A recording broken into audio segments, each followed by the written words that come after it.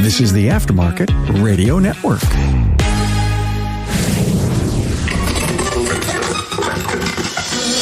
Hey, we all know there's a shortage of workers for mostly all businesses in all industries because of the Great Resignation. Now, as a shop owner, how are you attracting the best technicians? Are you promoting your culture and the opportunity to work in your business? Wouldn't it be nice to know what's important to technicians? Now, what are they looking for in a shop? And do you offer it? From the Aftermarket Radio Network, Carm Capriato here. Now, Jimmy, Alauria and Jason Stretch are here, and they discuss the results of a recent technician survey that just may surprise you, and how the value of the survey shapes the ads that they write to attract superstars. Hey, thanks to our partner Napa for providing this episode. Want to solve the technician shortage? Well, Napa Auto Care is there for you.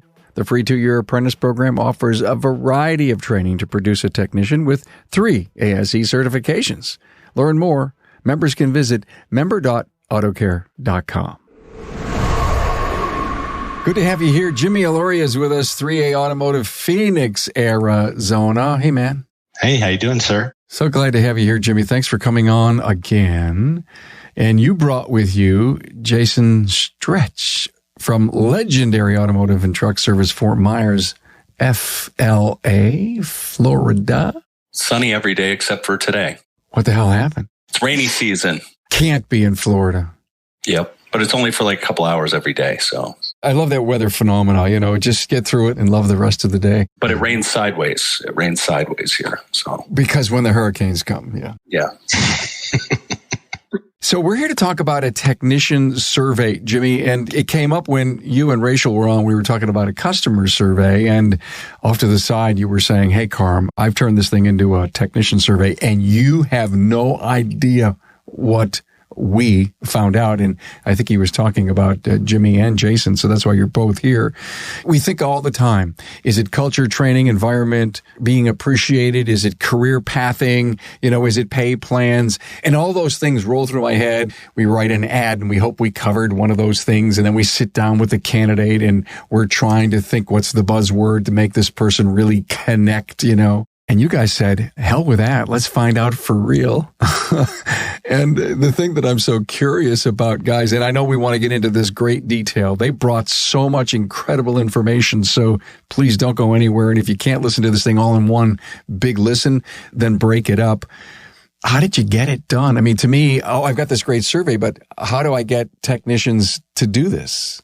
We've been trained on surveys, and that was what we shared with you before about the customer survey. And obviously the hot topic of the industry is, where do you find techs? Jason and I and another shop owner, Mike, we were talking, and it's like, why aren't these ads pulling? What is wrong with these ads? And it goes back to like when you're using a marketing piece and you go, why isn't my marketing working? And there's people say, well, marketing doesn't work anymore. Marketing works. It always works. It works if you're communicating to the right people and you're saying the right things to the right people. And so the only way that you know that is by survey. So Jason and Mike and I got together and we spent quite a bit of time going, okay, we need to get into the technician's head and find out what they're thinking. So that started this process, and we did it. It took us about, what do you think, Jason, about a week to come up with the questions. We were going back and forth, playing with different questions and things like that. Yeah. And the phrasing of the questions has to be, very exact. We're looking to, really elicit that, emotional response to get that real answer. It was actually a pretty long survey. Jimmy, when you say long, how many questions? Yeah, it was 20 questions. And so it was going to take some time, and then you got to get it in front of the technicians. How many people can get in front of, our 50 technicians or more? And so we were brainstorming and came up with the idea on utilizing the tool trucks and the trainers, because they're the ones that talk to the technicians all the time. Brilliant idea. I was going to suggest that you go to a car show, you set up a little booth, and somebody walks by that looks totally Motorhead and say, hey, are you a professional technician? And then you have a tablet, a couple of 3 or 4 tablets, right? Or a QR code or something. And you see if you can get them to take that survey off in the corner somewhere. But did you try that? We did use the QR code. Okay. That's a cool idea. Yeah. So what we did was, and each of us did a little bit differently, but basically the same concept. And Carm, this is another one that Jason and I are totally willing to share this whole program with any of the listeners that you want.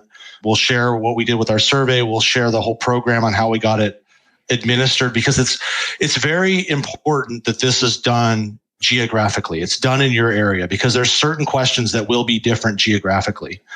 Okay. So what we did was we created postcards, and with the QR code, we went to the tool guys. I went to my Snap-on guy. Jason went to a couple of different people. He went to a trainer, his Snap-on guy, another tool guy. And we went to him and said, look, I'm going to buy $1,500 in gift cards from your truck. We're going to give these away to one. And I think mine ended up being like 1 in 10 would win a gift card of $200 or $100. That's what they did. They said, okay, fill this out and you get a chance to win this gift card on the truck.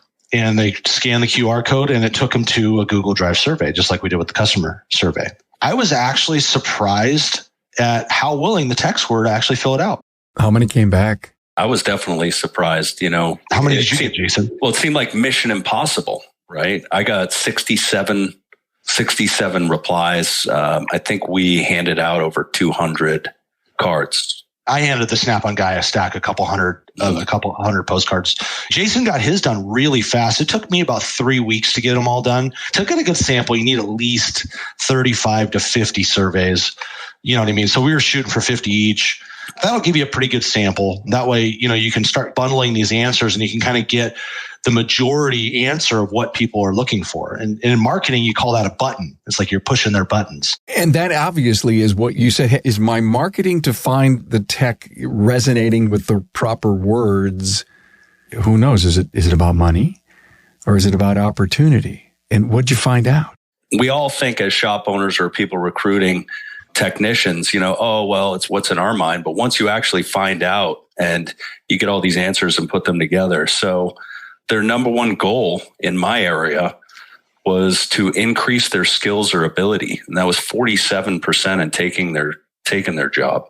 What motivated the technician to choose the shop that they're at now, 20%, the highest response was reputation of that shop. And the second was 16%, and that was the environment of the workplace. So it was really interesting. You think money, benefits. Benefits did come up.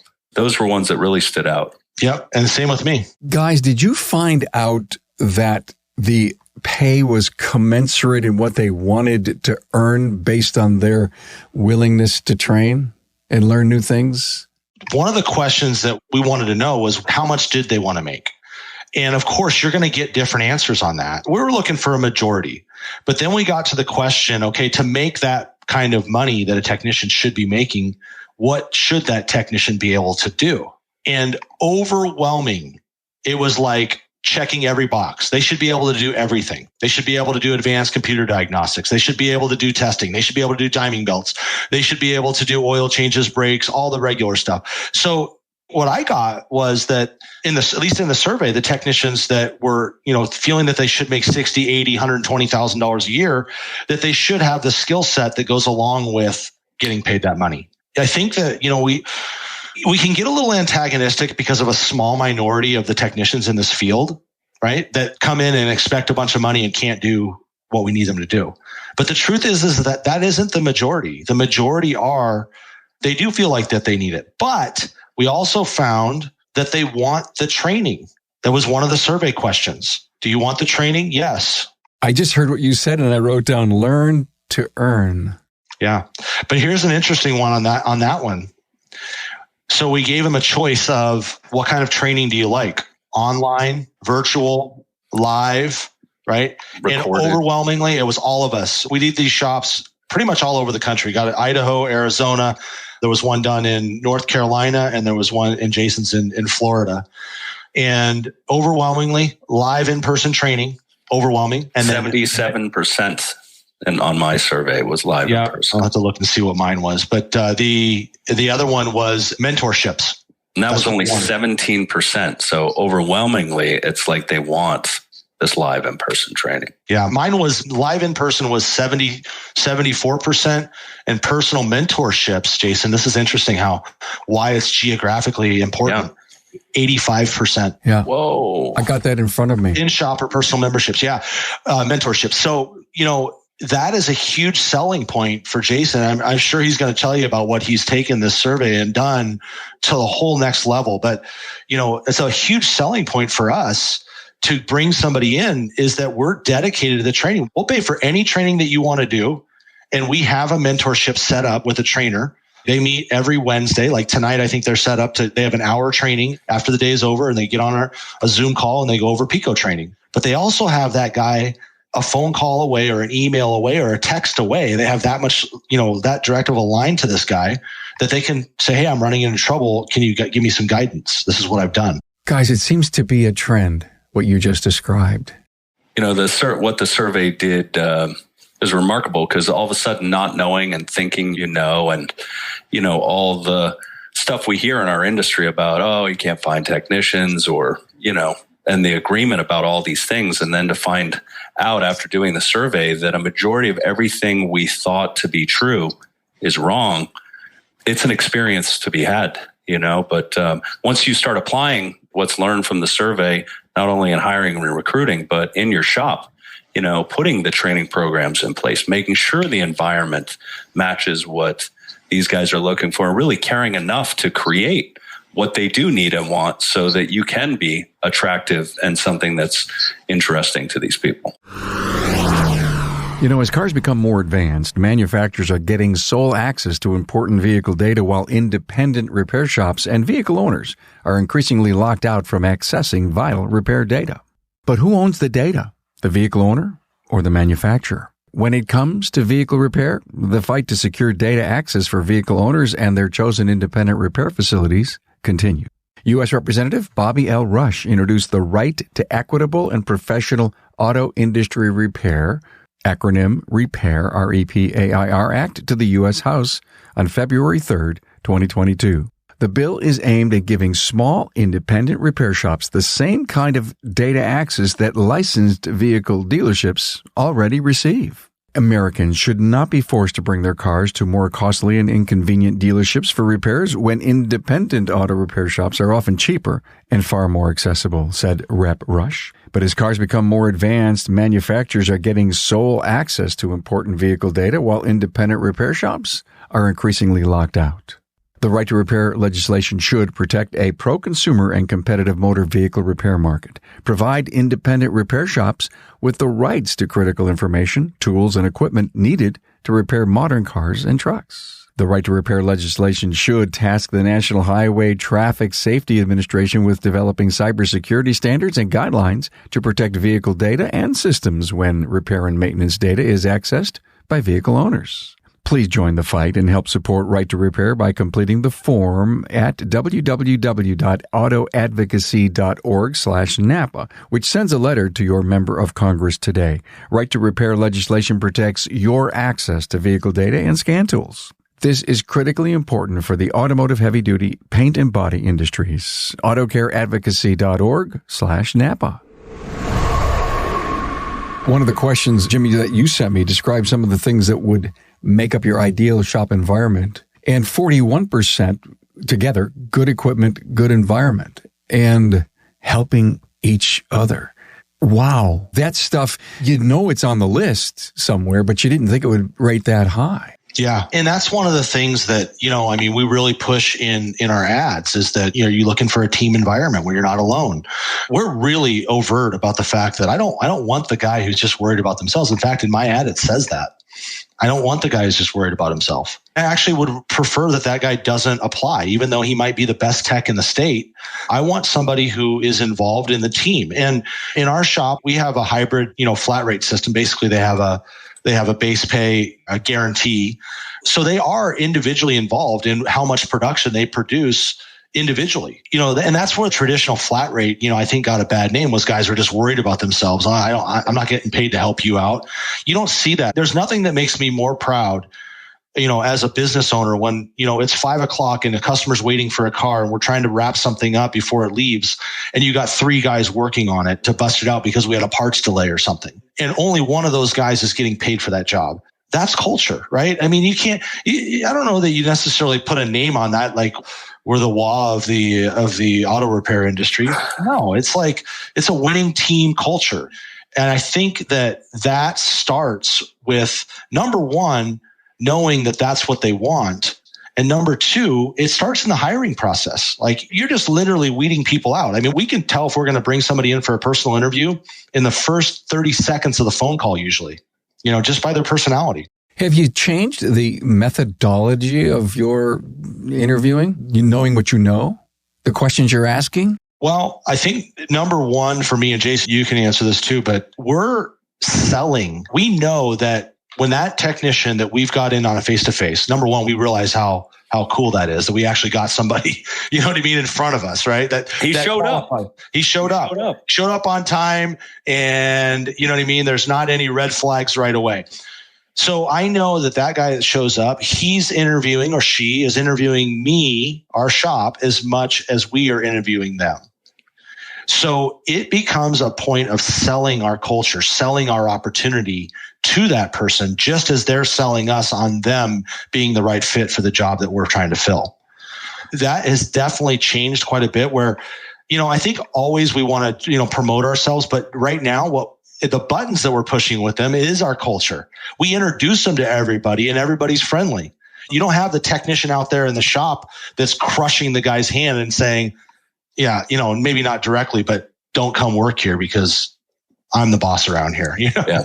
Matt Fonslow did a great episode on what technicians need to do when they're interviewing for a job. They need to go in there with their questions to interview the owner, and rightfully have a really good resume to be able to turn over. And that would include all the training that they've ever done. When they're interviewing you, you're obviously looking for the kinds of questions that lay exactly into the survey results, because you've got a home for them if they're asking the right questions. Yeah, normally, we look at 5 points, in the individual, their ability to communicate, their ability to produce results, how well they are, how good they are as a team member. And in all these, 5 points that we're looking at, instead of just asking, very generalized questions, we're specifically targeting those areas to make sure that they can produce results and that they are good at working with the team. And sometimes just simply sending them out to meet the team without you walking around them and then asking the team, so what did you think? And the guy's like, he just said hi. Just taking it to that next level and really caring enough to find out about the person, what they're looking for, and making sure it truly matches the shop. We also know by survey that we're in the ballpark. We're in the ballpark on pay.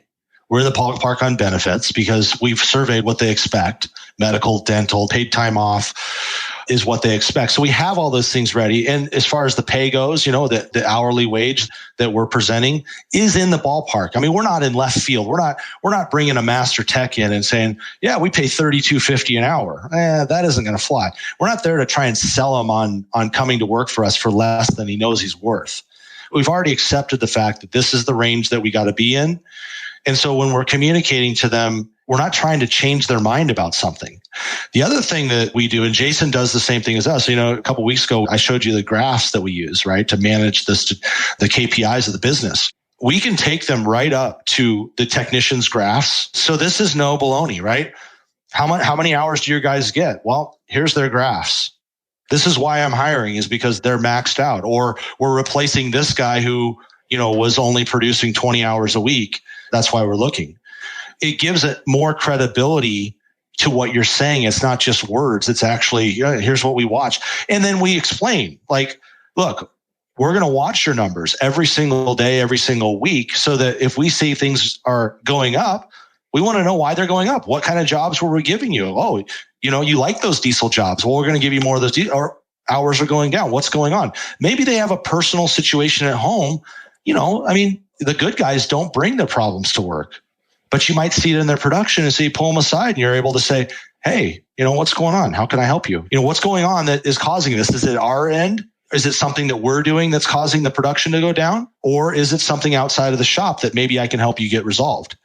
So those are the times of things where I think when the management, whether that's the owner or the senior executives in the business, when they're really speaking the technician's language, and what they need and want to make sure that they're going to be successful. You go back to they're looking for opportunity. They want advancement. They want to see the future. The guy that I want, if you ask them, where do you see yourself in 5 years? They know where they want to be. And I want to show them that we're a vehicle to help them get there. What I'm hearing from you is the local one has to drive any decisions you make. You've got to reach out instead of saying, oh, look at what the techs want nationally. There's got to be some gap there, right, Jason? There really does. Because what's true in California might not be true here in Florida, right? And what people need and want there are definitely going to be different than people here. So, by doing that, like Jimmy said, you have the certainty that you're delivering exactly what's needed and wanted. So you're not trying to sell them, something less.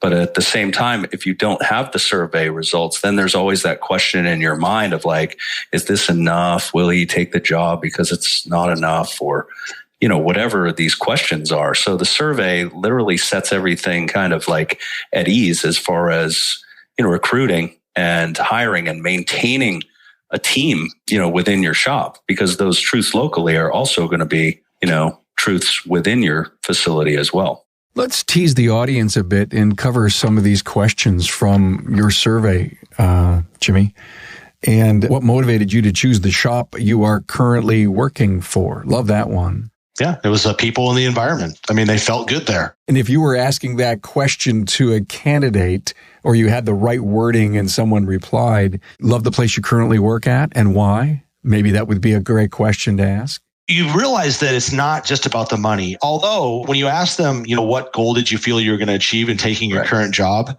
The top one in all of our surveys was to make more money. Exactly. Yeah, I saw that. So somebody who's making good money isn't going to go, because they want to, they're looking for a better environment without making the money. I mean, they go hand in hand, but absolutely. It's what's important to you? If you're sitting somebody down, what's important to you about this, about being a tech? And what's important to you about when I'm doing an interview, I'll be like, look, you got your choice of where you can go. I know that, and I've got a choice because I've got a good opportunity for somebody. So let's just talk man to man here. What's important to you? What are you looking for in a change in the shop that you choose? Because it can't just be about the money. And if they say all about the money, it all comes down to dollars, that's fine. You know what I mean? I'm not going to say that I wouldn't ever hire somebody like that, but I really want to dig in to make sure that wasn't the only thing that was important to them. It's like some customers don't know what else to ask, but how much. And maybe some great technicians, maybe he's in a funk, something's going on at home. So he says, listen, inflation's killing me. Wife had to take a cut in her job. She went from full-time to part-time. And he's not willing to share all that information, but he says, I'm here because it's all about the money. I mean, that's his number one think. But if you can take him off of that, it kind of reminds me of, let's build this pyramid together. You got your side, I got my blocks over here. In the next hour, let's put a crowning top on this thing. And asking those thought-provoking questions like, what was the last thing you had to teach yourself? Where they really get to think about it and really caring enough to ask these types of questions and not just about how much money do you want?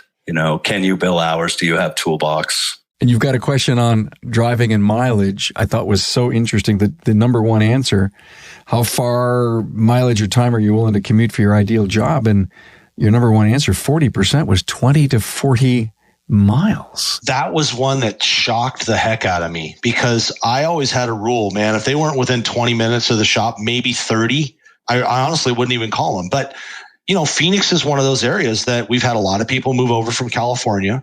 A 1 hour commute is not uncommon. So, for them to take a job, for the right job to commute like that, it's totally fine. You know what I mean? Whereas, in some areas, it's important. I don't know what Jason's survey came back as, but some communities, if you're in a small town, they might be used to driving an hour. We got a friend that we work with up in Vermont. He's in a small town in St. Johnsbury, Vermont. And it's not uncommon. Jason's from up there originally. He knows it's not uncommon for guys to drive 2, 3, 4 towns away to get a good job because the population is just not that big up there. Well, and now we've got, people looking to relocate, around the country as well. And noticing this a lot in Florida throughout the pandemic and after the pandemic, a lot of other states, were making it really rough for people, and a lot of people were coming down here. So there's a lot of people, like we learned, looking for that shop environment. Well, they're also looking for, a better environment for the rest of their life as well. So not being afraid to try to pull some people from further away, because there are people looking to work at good shops. Jason, let me ask you a question. Somebody is ready to move out of one of these crazy northern states like I live in, and they do want to come to Florida. And it doesn't matter whatever state they want to live, but they want to go to Florida. Will you get something in your network that says, hey, I know a really great guy who's looking for a job in this particular area? Do you see that the techs that are moving to Florida already have a job or not? Most of the feedback that we've gotten is they're coming down to look for a job. They're going to interview in several different spots and then go back. So they're trying to preset their job up before they make the move. I mean, it's smart. They're coming down, they're doing their research and looking around. Job before move. That's what I've seen a majority of, people coming from away. And what do you see? Are they just knocking on a door? Are they looking in Indeed? So really great technicians like to do their research. I think we could all agree on that, right? If there's a problem with a car, well, when they're looking for a job, they're doing their research, checking out the website and reading all about the shop and all the reviews. And, they're really doing their research. They're not just knocking on the door, are you looking for? And those are the ones too that are asking those specific questions. But that's just what we've seen here in Florida. How many people looking to work for either one of your shops are doing a drive-by or a pull-up? Wow, it sure looks like you're busy. Busy. That's the first thing. Drive by Jimmy's shop, and it's you can't even see the shop. There's so many vehicles there. So I'm blown away, guys, by the health dental insurance answer from what do you feel are the most important benefits your employer can provide? Is that because we're not paying attention to that as an industry? Well, they do it every year, but I can't remember the last time I checked. It was I think it was 20%. You might even know this number, Carm. 20% of shops out there or less were offering health insurance benefits. You're right about the fact that there's not enough doing it. Let me say that in one of our podcasts that we produce in the Aftermarket Radio Network is Accountant Hunt Demarest. And next week, he's putting out an episode on inflation. So it's probably going to be out by the time we publish this one, because we're, of course, recording it. He actually teaches you an economics lesson on inflation. And if you really want to learn about what inflation and interest rates and all that consumer price index does, it's not high level. It's not super heavy think, but it's, oh, wow. I didn't know how that worked, and this factored in over here. It's going to be a great episode. Trust me, it's going to be one of the most favorites, I think, on the network. But he talked about if we're not paying attention to what we're doing with our labor rates and also feeling the pain of our own people. So he brought that whole factor of margin and labor rates and taking care of your people. My point is, what a perfect time to get the labor rate right. Not just increase it by 8.5% or 9%, but to get it right and to look at that rightness and pour that into benefits so that your retention, here, you guys are picky. I only want to hire these kinds of people because they've got to fit into my culture. So precious to us. And you're willing to pay for it because the profitability of the company shows. Hunt says in the episode, these prices aren't going away no matter what happens. Housing may flux a little bit. Car pricing is interesting. He brought that thing up. But even if we do go into a recession thing, we're kind of a recession-proof industry. People aren't going to be buying cars. They're going to want to fix them. Well, you can't fix them unless you have people. What is your shop missing out on by not being able to hire that guy? And we all have a little bit of resistance on, the change of how much we're going to have to pay. And the wages they're going up. My argument is that until we get up to a point where a technician's making as much as an electrician, a plumber, even a programmer, a computer programmer, we're going to be going up because we got to attract the young guys, and the older ones, the experienced ones, they're going to demand that wage. But if you take that and you go, each technician can produce $40,000, $50,000 a month in revenue. And most shops right now are busy. right? I mean, they're busy. It's an unbelievable time right now in our industry. It really is unprecedented. It's something that we've never seen before. The perfect storm of high interest rates, high costs of replacement for new and used cars, ridiculous stuff, fear people don't want to take on that long-term expense. Okay, so you got to pay a guy $45 or $50 an hour. Like in my area, a big city, not a rural area, they're less, but still going up $10, $15 an hour. What are you missing out on by not hiring that guy and just figuring out the pricing that you need to be at in order to afford him? That's the point. It's like, you look at the return on investment, and even on the difference that you have to pay, you're still way ahead, because you're already paying your bills. You're already paying your bills. So most of that's going to the bottom line, the profit on that additional guy, not to mention that you can turn work around faster. You have more confidence in making sure it's done right the first time when you're hiring those top quality guys. There's so many benefits to doing it. And we got to get over the hump of that resistance to the change, I think. And when you actually talk to the technicians through the surveys, like what we've done, it was very real to me that, in our area, 40% figured technicians should be making 80,000+ a year. That's a good majority. I mean, a survey that has that many people saying, yes, this much. We see and hear the resistance from people, not from the ones who come on the show and says, oh my God, I was crazy. I should have done this years ago. No one noticed. And, and someone said I should go up $10 and someone convinced me to go up 20 and nothing happened except I got in a position of strength. I think of the funnel. And Jimmy, you brought up a great point and I want to repeat it. I brought on a new person, a quality individual, someone to join the team and help us build the strength of our company and to get wider in the services that we perform.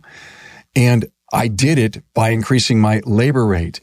And so my labor rate, more people comes in the funnel, and out the bottom of the funnel comes lots of success, sustainable profits to allow you to do it again someday. And I think it's short-sighted thinking. It's almost like the funnel's reversed and that little tiny hole at the top is, I won't let anything more than, $3 go in and hopefully something comes out the bottom. So thank you for motivating my think about this funnel and the repeatableness. That's not a good word. I don't think that exists, but the repeatability of sustainable profits can only come. And by the way, let me just mention, in Hunt's episode, he says, of course, if parts are costing you more and you're still using your normal price matrix, will the dollars of profit go up? And what do you pay bills with? You pay bills with dollars of profit. Now, I know everything else in the cost section of your P&L is going up. And if it's not, then you're crazy to think that it isn't. But everything's going up.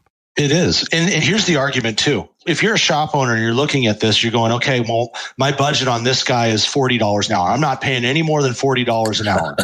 And the question that I have to them is, okay, what do you think would be easier to do? Find that guy that you need, keep looking to find that guy that's going to fit your need for 40 or less, or raise your rates just a little bit to cover that guy that you need for 40 or more. And then on top of that, spend your time focusing on delivering better service, faster service, better marketing, and just wow the heck out of the customers with your service so that they don't even think about the $5 or $10 more an hour you just charge them, because they don't care.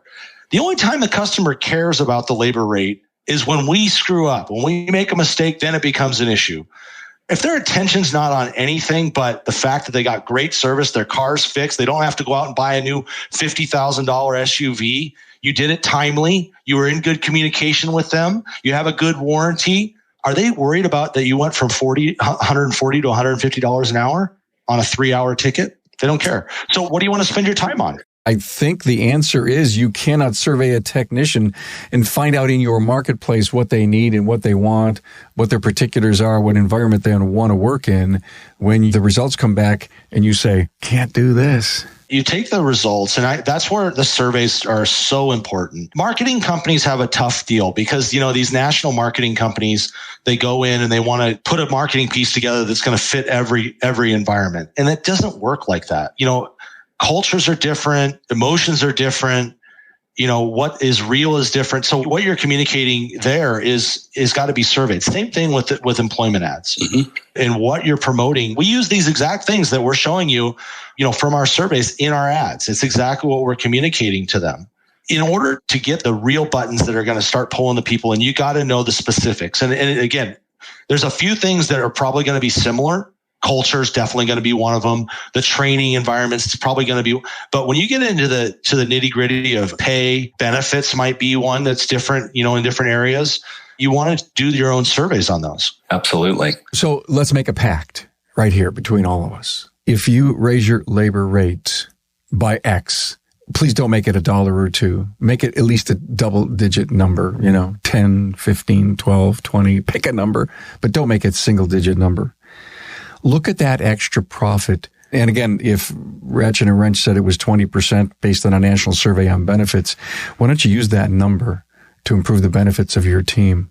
Period. That's it. Just done. Yeah. And then watch other things that'll happen. Number one, your customers won't notice. You'll take some of the profit based on what you know, put it on a yellow pad, take a calculator, an Excel spreadsheet, and look at the hours you sell per month, per year. You can figure out what's coming in and shop for a benefit program, if nothing more. Your people need it and they're hurting, and your local survey says, gotta have it. So you'll never grow, hire great talent without it. To me, there's the answer. You're raising your rates. The argument may be, the owners wants to make more money. Yeah, that's true. We do want to make more money. But when you show them that you're actually investing that profit back into the company, back into the benefits, back into the culture of the shop, the training, the equipment, the outings, going to a training and paying for it, buying them dinner, like the things that make your shop special. You can only do it if you're making enough money. If you don't, you might be able to do it, but you're dipping into what you need to put away in reserves in your retirement. Jason, you created something called FASTT, the Florida Automotive Service Technician Training. Is it a group on Facebook? It is a group on Facebook. And this survey, like I said, is so powerful. Other people are interested in doing it. Jimmy and I are going to share it with whoever's interested. But it's built this amazing fire under me. When I actually knew what was going on in the area, I was like, oh, okay, now I know. And so instead of wondering about it, should I do this or should I do this? All of a sudden I knew. One of the questions that we asked was, who provides the best support and leadership for you as a technician? And the answer, it shook me. 20% was shop management. Okay. So the management of the shop is providing the best support and leadership to the technicians.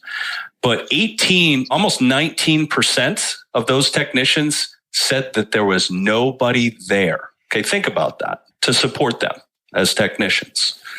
I saw that result and I was really just looking at that going, wow. And that's when I made the decision that I was just going to step into that space and really take full responsibility for creating something that provided the support that technicians needed within, my area in the state of Florida. And so came up with the idea for FAST.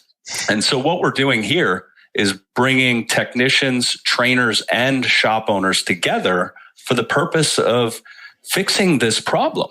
So, we talk about just raising the labor rate and, giving back to our staff, but it's so hard for shop owners to set aside valuable production time to get the training done. It can be expensive. So what we've done is, in coordination with other shops and other trainers, I've been hosting, and another shop owner is getting ready to host it. I know Jimmy has done a similar program at his shop. We're bringing in, first time we brought in Brandon Steckler, and then just put the word out there to the rest of Florida. If you're a technician and you want to get training, we have training available. There's no cost. So all these technicians from all over Florida drove to the shop and got this amazing training that he put on. John Foro just did one. And really, it's going to take shop owners charging the appropriate amount of money to not only pay the technicians, but to fix this training issue that we have in our industry. So through this program with multiple shops, my vision is that eventually we have shops all over the country that are putting on these training events where technicians can come from all over at no cost. Because the shop is paying for it. Right. And so if I'm paying for it this month, and then a shop owner down the street from me is going to do it, he's going to do it a couple months from now. Eventually, we have training happening every Saturday across the state of Florida at no cost to help the technicians. Because, one of the results was that they wanted to increase their skills or ability, right? And the fact that no one is there, like, we need to take more responsibility as shop owners to make sure that we're not just getting the training to our technicians, but to others as well. And by doing that, these other technicians come into our shop and they see the environment that the shop is.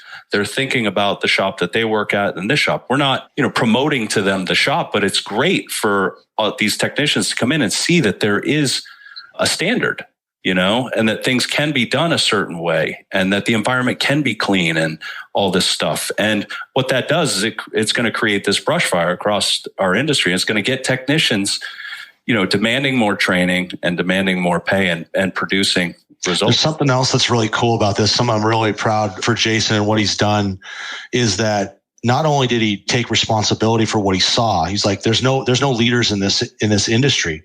I had surveyed, mine says no conclusive answers. People said Snap-on. You know what I mean? It was like nothing. But Jason did this. He put this organization. He's an entrepreneur. He knows how to organize. But then he took his lead tech, who moved down from the Northeast with him when he opened his shop in Florida, and put Jason LeBon in charge of that group. Now he's got what used to be a lead technician has now turned into an executive. He's networking with all these other shop foremans and shop owners all over Florida. He was out at Vision and hooked up with my service manager, right? And they were talking shop. But what's happening is, again, another one of these items, like, what's the opportunity in the industry?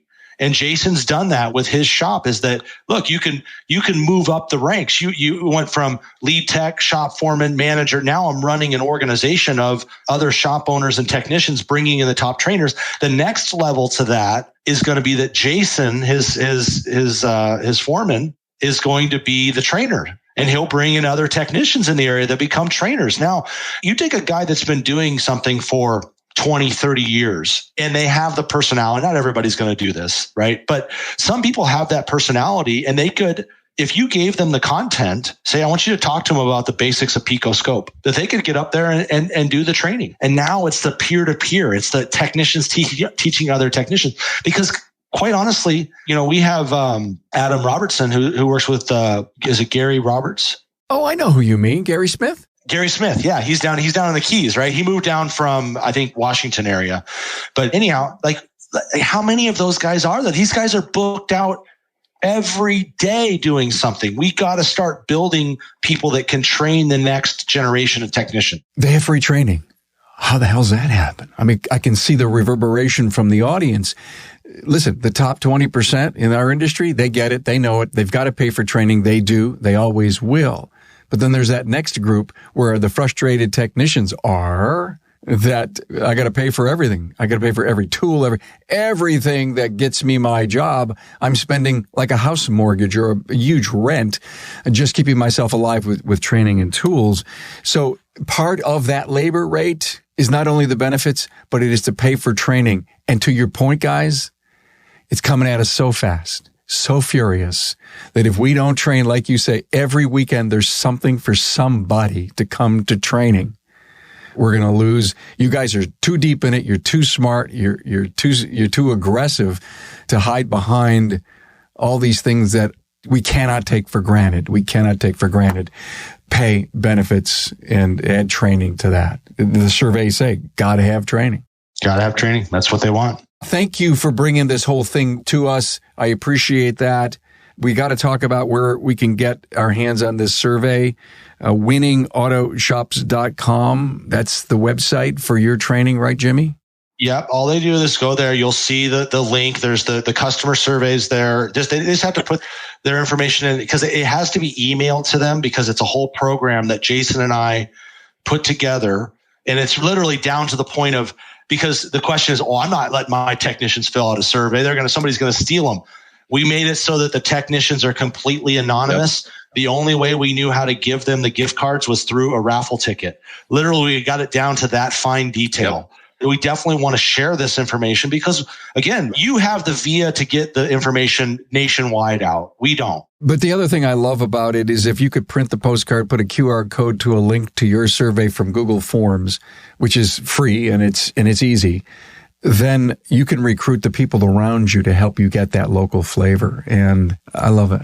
We have an insurance rep that comes around to check on vehicles that are broken that have, insurance. So he goes to all these shops, and that was another line that I used. I just wanted to bring that up as, the insurance inspector guy, we'll call him that.